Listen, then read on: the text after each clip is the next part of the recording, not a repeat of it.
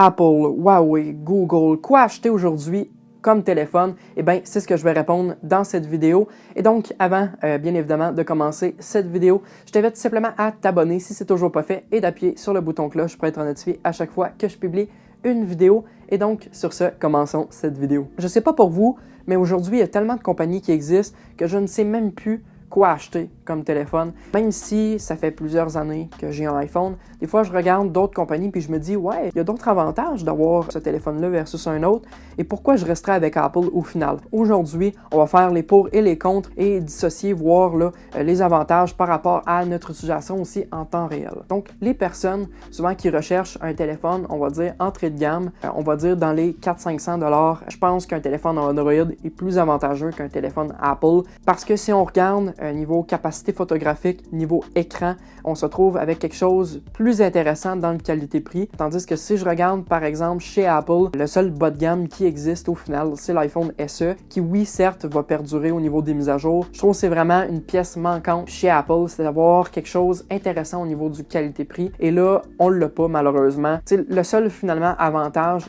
d'avoir un téléphone bas de gamme chez Apple, c'est pour les mises à jour, sinon ça s'arrête là. Puis tu sais, pour vous dire, les gens ont tendance à dire oui, Apple va durer plus longtemps parce qu'on peut faire des mises à jour plus longtemps. Sauf que la nuance entre Android et Apple, c'est que la mise à jour système peut être faite pendant à peu près 5-6 ans chez Apple, tout dépendamment du téléphone.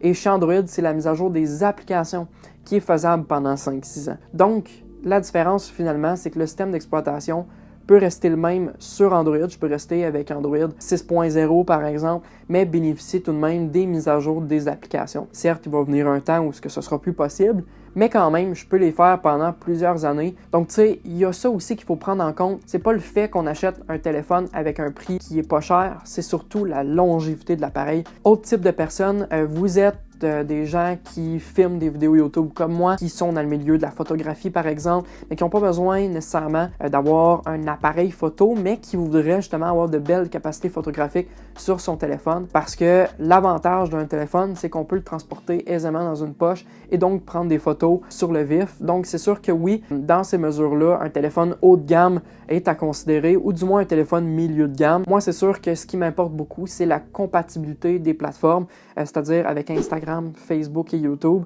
C'est vraiment les trois plateformes que j'utilise le plus, surtout pour la promotion de ma chaîne YouTube, par exemple, des choses comme ça. Et pour moi, iPhone, c'était son gros avantage, c'était ça. Parce que oui, quand je publie une vidéo, c'est vraiment 100% la même qualité que ce que j'ai pris. Et surtout, je peux la prendre directement dans l'application et garder du moins la même qualité que ce que j'avais avec l'appareil photo directement de l'iPhone. Chose que je n'ai pas nécessairement avec les téléphones Android et c'est ce que je trouve plate. Je dirais la seule compagnie vraiment qui se démarque là-dedans, qui est pour moi un compétiteur d'Apple à ce niveau-là, c'est Google, parce que oui, Google, c'est le seul finalement à avoir le système hardware et software. Donc c'est sûr que oui, c'est une chose à considérer. Moi personnellement, si j'avais un téléphone à acheter chez Android, ce serait un téléphone chez Google, parce que pour l'optimisation des applications, c'était pour moi quelque chose qui m'importait beaucoup.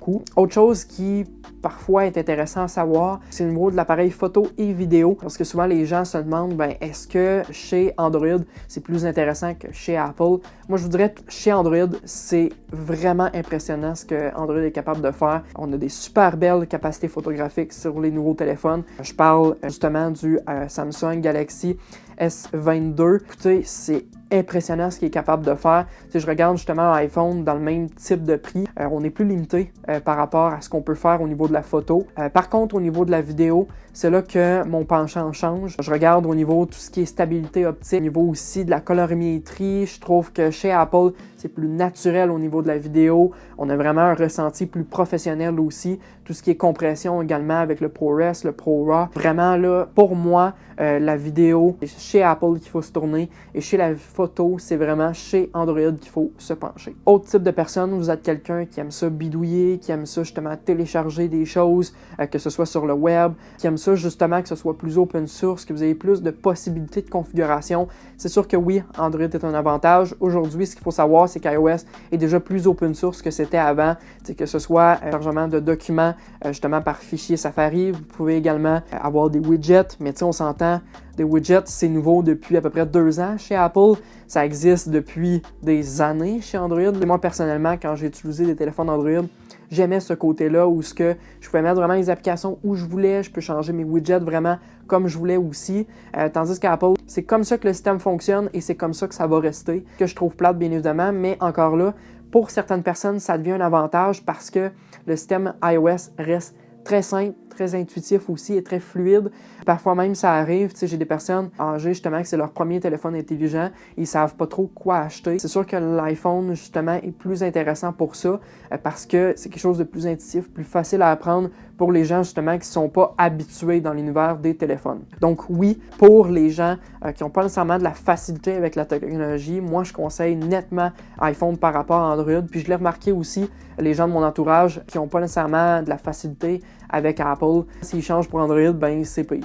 Fait que oui, c'est une chose à prendre en considération quand on achète un téléphone. C'est vraiment si on est habitué ou non avec la technologie. Autre chose aussi que j'aimerais aborder, c'est un point en particulier qui est pour moi intéressant, c'est au niveau de l'autonomie parce que les téléphones aujourd'hui, il y en a qui se rechargent en moins de 15 minutes, d'autres qui peuvent même avoir des adaptateurs secteurs de 30-65 watts. Oui, ça se démarque, oui, c'est quelque chose d'intéressant, mais est-ce que vraiment c'est quelque chose qu'on a besoin? Moi, je pense qu'on prioriserait peut-être plus l'autonomie que la vitesse de recharge, parce que souvent on est en déplacement, on n'a pas nécessairement son chargeur, donc d'avoir une autonomie qui dure parfois même 2 jours, chose qui, oui, m'importe beaucoup. Surtout moi qui tourne des vidéos, tu sais, pendant 1 heure ou 2 heures, ça me tente pas après d'avoir une batterie externe qui est connectée directement sur mon téléphone. Et c'est là qu'Apple, pour moi, est un avantage. On se retrouve avec des autonomies qui sont très intéressantes. Tu sais, je regarde justement des téléphones chez Android, on a ce qu'on appelle du milliampère-heure qui est plus élevé que chez Apple. Le milliampère-heure, en fait, c'est quoi?